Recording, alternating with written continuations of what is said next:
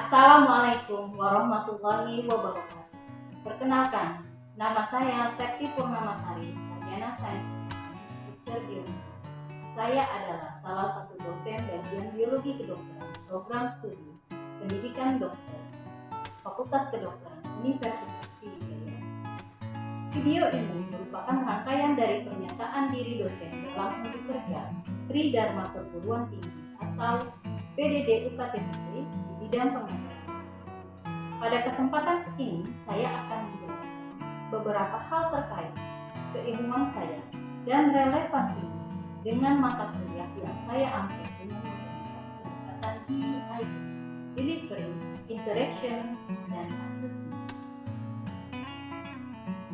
Pada program studi pendidikan dokter, saya terlibat dalam proses pembelajaran mahasiswa blok 3, yaitu karakter biologi tubuh manusia. Mata kuliah ini adalah mata kuliah wajib yang ditempuh oleh mahasiswa semester 1 di semester ganjil. Kegiatan belajar mengajar di blok 3 terdiri dari integrated teaching atau yang biasa disebut dengan pelajaran teori, tutorial atau diskusi kelompok kecil, planner, dan praktikum. Mata kuliah ini berjumlah 5 SKS, di mana 3,5 SKS untuk pembelajaran teori, 1 SKS untuk pembelajaran tutorial, dan 0,5 SKS untuk pembelajaran praktikum. Sesuai dengan RPS yang telah disusun oleh tim dosen bagian biologi, mata kuliah karakter biologi tubuh manusia ini adalah mata kuliah yang mempelajari berbagai proses dan mekanisme biologi dasar yang terjadi di dalam tubuh manusia. Adapun capaian pembelajaran pada mata kuliah ini diharapkan mahasiswa mampu menguasai prinsip-prinsip biologi tubuh manusia. Mahasiswa mampu menguasai konsep dan struktur sel. Mahasiswa mampu menguasai konsep siklus pembelahan sel, komunikasi antar sel, adaptasi terhadap kerusakan sel. Mahasiswa mampu menguasai prinsip pola pewarisan sifat manusia sosioekonomi. Mahasiswa mampu menguasai gen eukariot dan prokariot, dan mahasiswa mampu menguasai korelasi hidup dan fenomena. Salah satu topik yang saya ampuh di mata kuliah ini adalah tentang materi siklus dan pembelahan sel, di mana tujuan pembelajaran pada materi ini yaitu diharapkan mahasiswa mampu memahami pengertian, tujuan, dan macam-macam dari siklus sel. Mahasiswa mampu memahami proses pembelajaran tentang pembelahan mitosis dan meiosis. Mahasiswa mampu memahami persamaan dan perbedaan antara pembelahan mitosis dan meiosis. Mahasiswa mampu mengetahui perkembangan siklus sel pada perkembangan kehidupan. Metode pembelajaran yang akan saya gunakan dengan metode pembelajaran ceramah. Saya akan menyampaikan perkuliahan saya dengan menggunakan PowerPoint yang berisi gambar dan video untuk pada mahasiswa tentang pengetahuan mahasiswa. Di pertengahan perkuliahan, saya akan menanyakan materi yang telah saya jelaskan, dan saya akan memberikan kesempatan mahasiswa untuk bertanya jika ada materi yang belum dipahami. Untuk penilaian asesmen pada mata kuliah dilakukan di awal kontrak belajar yang terdiri dari ujian akhir blok 3 dengan metode ujian CBT sebesar 55%, praktikum, tes dan tugas sebesar 30%, dan tutorial sebesar 13%. Untuk materi yang saya ampuh, penilaian asesmen yang saya lakukan dengan pemberian kuis sebelum perkuliahan berakhir dengan menggunakan video. Selanjutnya, saya akan menampilkan video pembelajaran yang saya lakukan secara daring atau tetap muka. Wabarakatuh. Ya, selamat pagi. Ya, perkenalkan saya Septi Purnamasari. Saya dari bagian biologi kedokteran FKUNSI. Jadi saya salah satu dosen di blok 3 yang mengampu mata kuliah blok 3. Ya. Jadi di blok 3 ini ya ada beberapa tim dosen yang mampu, dan saya salah satunya. Jadi pagi ini saya akan menyampaikan materi tentang siklus dan pembelahan sel. Oke, saya tanyakan dulu ke teman-teman di sini. Jadi teman-teman di sini mungkin sudah ada yang mendapatkan materi sebelumnya ketika SMA? Ada? Ada ya? Khususnya di pembelajaran apa? Siklus dan pembelahan sel ini. Biologi. Berarti sudah banyak memahami ya apa sih itu siklus sel dan apa saja pembelahan sel. Oke, jadi itu tujuan pembelajaran pada hari ini ya. Setelah mengikuti perkuliahan saya, diharapkan mahasiswa mampu memahami pengertian, tujuan, dan macam-macam siklus sel. Kemudian yang kedua, mahasiswa mampu menjelaskan apa itu pembelahan, mitosis, dan meiosis. Untuk yang ketiga, diharapkan mahasiswa bisa menjelaskan persamaan dan perbedaan antara pembelahan, mitosis, dan meiosis. Yang selanjutnya, diharapkan mahasiswa mampu memahami peranan proses meiosis. Yang selanjutnya, yang terakhir ya, jadi mahasiswa mampu mengetahui siklus sel pada perkembangan embrio pada tahap awal. Baik, jika dilihat dari slide di sini, ya, apa yang ada di dalam benak kalian? Kontinuitas kehidupan didasarkan atas reproduksi atau adanya pembelahan sel.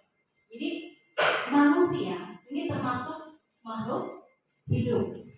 Sebagaimana yang kita ketahui, makhluk hidup itu tumbuh dan berkembang. Ya, bisa dibayangkan. Saya contohkan ini adalah awal mula pembentukan terjadi proses pertumbuhan manusia, ya, di mana ovum bertemu dengan sel sperma, kemudian terjadilah yang namanya pembuahan atau yang kita sebut fertilisasi dan menghasilkan zigot, ya. Nah, kemudian berproses lagi, ya enggak? Berproses lagi, tumbuh, berkembang, sehingga ya perkembangan tersebut jadilah kalian yang ada di dalam ruang kelas ini. Nah, itu ya. Jadi gambarannya kayak itu. Jadi proses tumbuh dan berkembang ini ya akan dialami oleh semua makhluk hidup. Nah, proses inilah yang kita sebut dengan siklus sel. Ya. Baik, fungsi dari siklus sel di sini seperti yang saya sampaikan di awal adalah untuk proses pertumbuhan dan perkembangan, growth and development. Ya, jadi contohnya saja manusia, ya, dia butuh proses untuk menjadi tumbuh dan besar. Gak mungkin kan kalian yang kecil ini nggak tumbuh yang sampai kalian besar ini. Artinya ada proses pertumbuhan dan proses perkembangan. Kemudian fungsi yang ketiga adalah untuk perbaikan atau repair. Nah, saya kasih contoh ke kalian. Kalian pernah mengalami luka ya? Nah, kira-kira luka tersebut bisa sembuh sendiri atau gimana? Bisa. Oke, saya minta satu orang untuk apa pendapatnya ketika tubuh mengalami luka. Ada yang bersedia? Yang di depan? Coba ada yang mau komentar? Ketika tubuh sedang bagian dari kamu kena luka, gimana sih dengan luka tersebut? Apa langsung sembuh? Apa bisa sembuh atau gimana? Yang mudah Jadi tidak mudah bisa karena saya mungkin berganti. Ya, oke. Siapa tadi namanya? Ihsan, ya. Jadi jawaban Ihsan teman-teman itu benar, ya. Gak mungkin kan sel yang ada di tubuh kalian itu bisa dia membiarkan selnya ya nggak memperbaiki diri. Jadi sistem kerja sel itu yaitu ya untuk memperbaiki sebagian dari selnya ketika sel tersebut mengalami kerusakan. Ya enggak? Itu contoh kecil saja. Ya nggak mungkin kan luka yang tertutup itu tiba-tiba langsung berdarah nggak tertangani. Ya itu contoh kecil. Itulah yang dilakukan oleh sel di dalam tubuh kita. Jadi bukan hanya tumbuh, bukan hanya berkembang, tapi juga dia bisa memperbaiki dirinya sendiri. Oke ya. Oke, fungsi yang selanjutnya adalah untuk bereproduksi. Ya, sini saya cantumkan adalah reproduksi aseksual dan seksual. Saya tanya lagi ke yang ceweknya ini. Kira-kira tujuan makhluk hidup bereproduksi itu apa?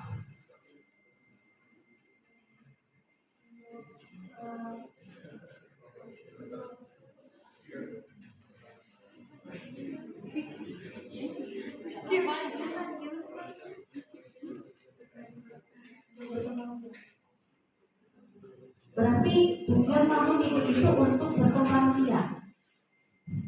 Saya batu berarti untuk menghasilkan keturunan, ya? Sama ya? Nah, untuk berkembang biak. Tapi sebenarnya ya ada istilah yang lebih tepat untuk menghasilkan keturunan untuk berkembang biak. Jadi saya analogikan ke kalian dengan makhluk hidup, dia bereproduksi, bertumbuh, tumbuh dan kembang. Kemudian dia bereproduksi, menghasilkan keturunan, ya. Nanti pastinya keturunan tersebut akan tumbuh, akan menghasilkan dengan jenis yang sama, ya, jenis yang sama. Induk kucing, anaknya kucing. Pernah terjadi induk kucing anaknya kambing? Gak ada ya? Oke, lanjut lagi. Induk mawar anaknya mawar, ya? Ya enggak? Artinya jenisnya sama, ya. Jadi dia bereproduksi untuk apa? Untuk melestarikan jenis keturunannya. Ya enggak? Jadi bukan hanya untuk menghasilkan keturunan. Oke ya, bisa dipahami ya? Oke, saya balik lagi karena materi kita tentang siklus dan pembelahan sel. Jadi saya langsung ke pembelahan sel. Jadi di slide ya. Jadi seperti yang kita ketahui pembelahan sel itu ada 3 ya, pembelahan secara amitosis, pembelahan mitosis dan pembelahan meiosis.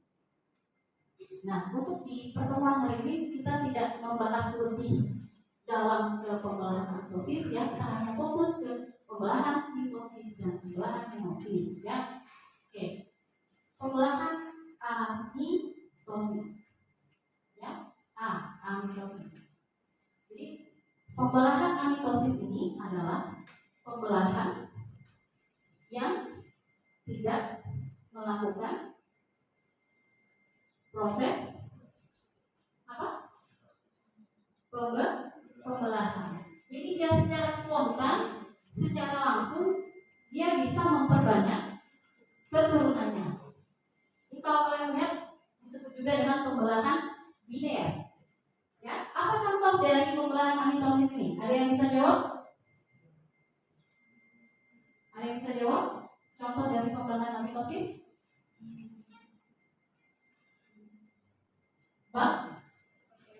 Bakteri, ya, gagang hijau, ya. Jadi bakteri gagang hijau ini adalah salah satu contoh dari pembelahan amitosis yang dia nggak butuh proses pembelahan, dia nggak butuh proses perkawinan karena dia dia langsung bisa memperbanyak dirinya sendiri. Oke. Kemudian pembelahan mitosis ya. Jadi pembelahan mitosis ini pembelahan yang menghasilkan keturunan yang sama dengan induknya, yang identik dengan induknya.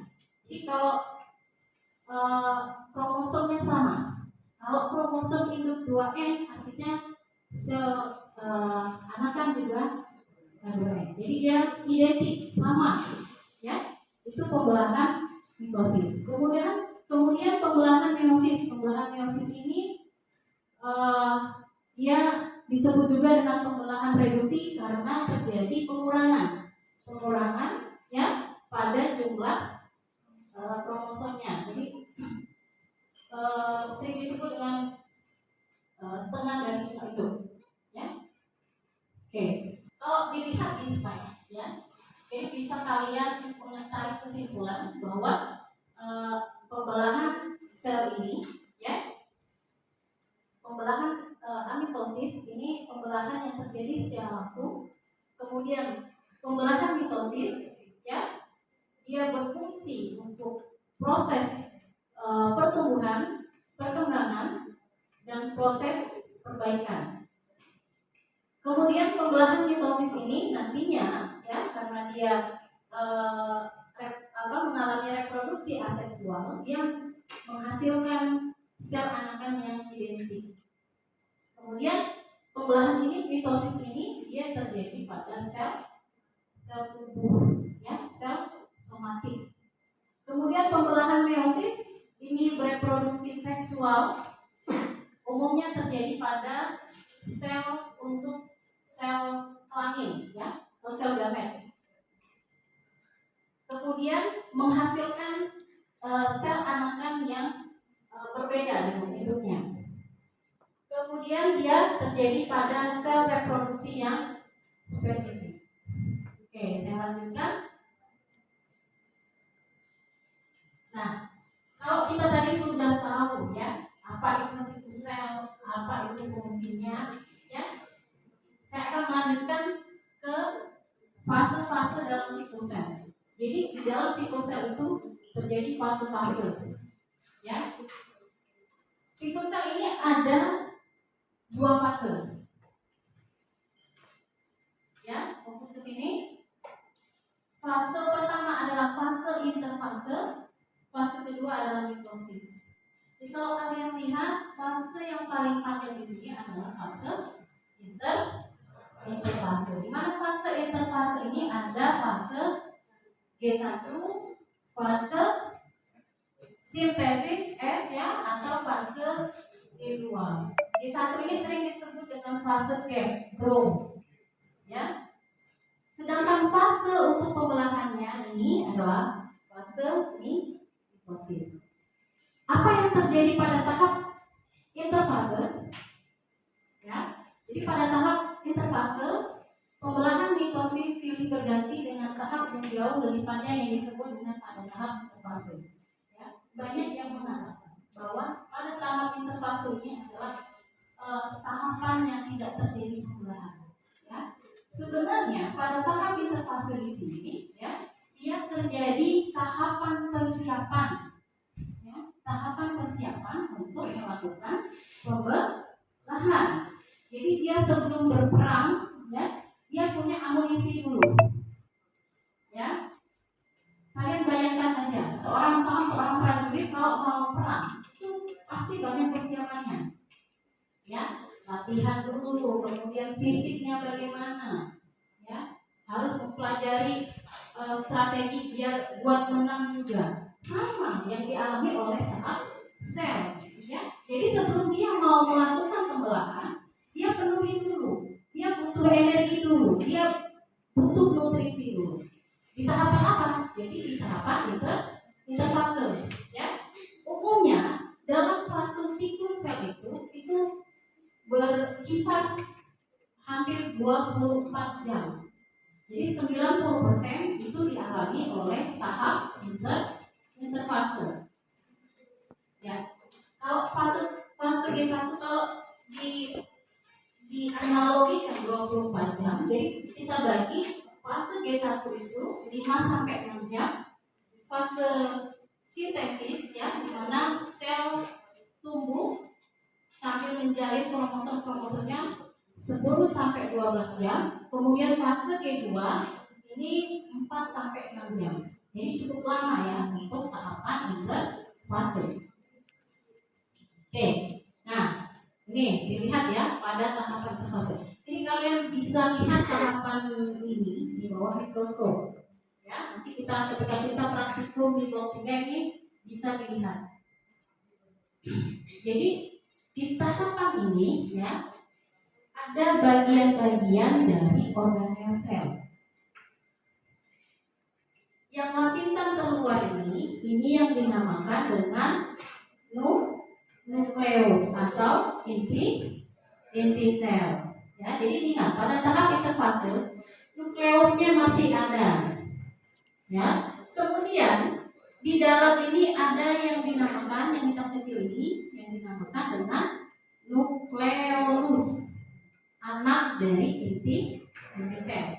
Itu ya, nanti ya ketika kalian praktikum di blok 3 itu membedakan tahap interfase. Nah, ada lagi yang ini di bagian tahapan interfase ada yang namanya sentrosom. Ya, sentrosom. Kemudian di dalam sentrosom ini yang kita namakan ada 2 batang silinder. Ya, inilah yang dinamakan dengan sentriol. Nah, sudah paham ya? Oke, inilah tahapan interfase pada proses pembelahan mitosis. Oke, ini tahapan selanjutnya ya. Jadi mudah untuk menghafalkan pembelahan mitosis ini ya. Profase, metafase, anafase, dan telofase. Jadi proses pembelahan itu gimana Bu? Berlangsungnya. Mulainya kapan? Kira-kira mulainya kapan pembelahan itu? Jadi proses pembelahan itu akan mulai di tahap profase.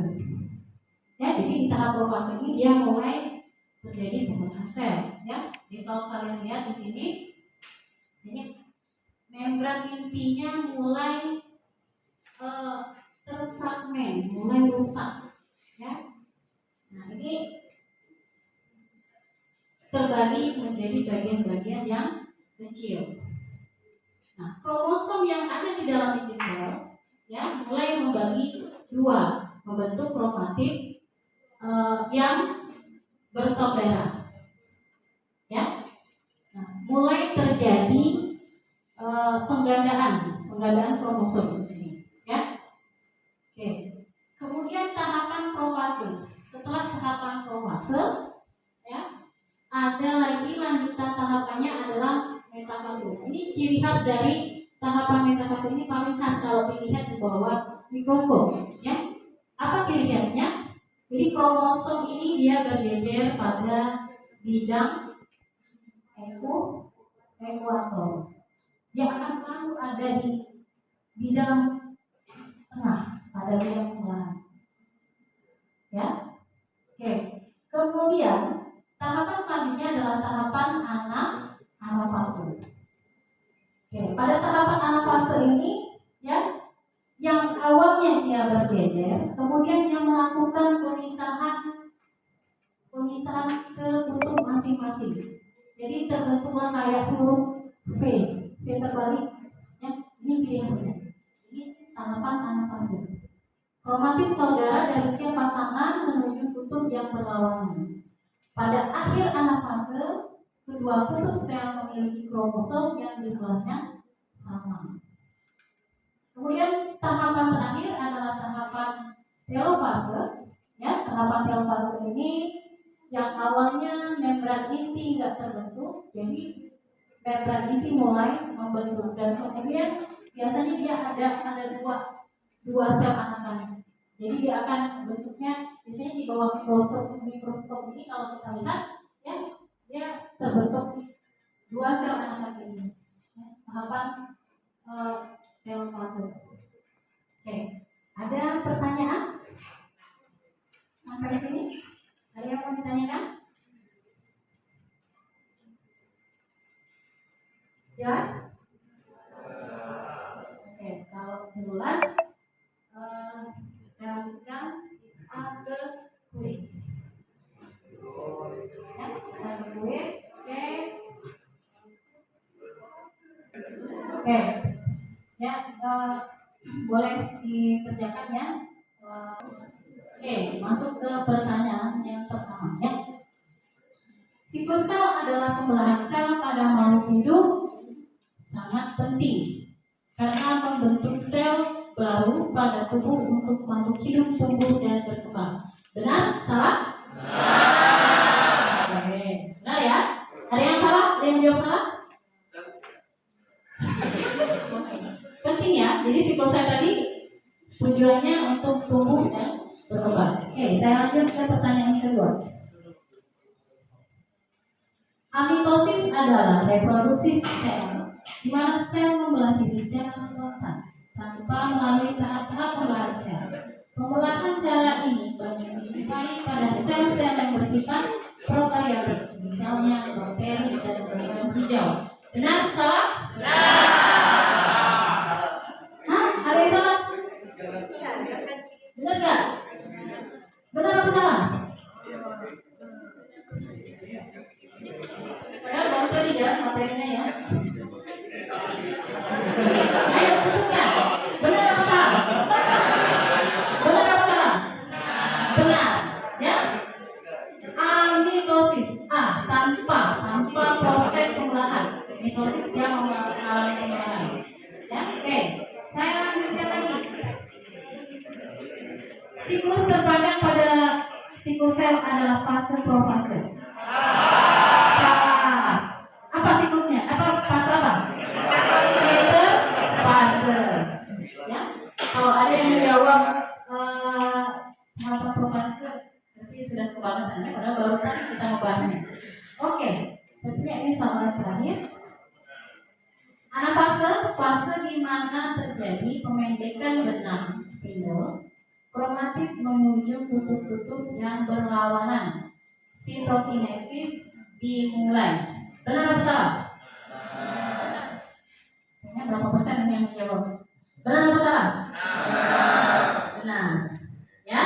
Jadi dia kromosomnya mulai menuju kutub-kutub yang berlawanan dan terjadi pemendekan benang-benang spindle. Oke ya?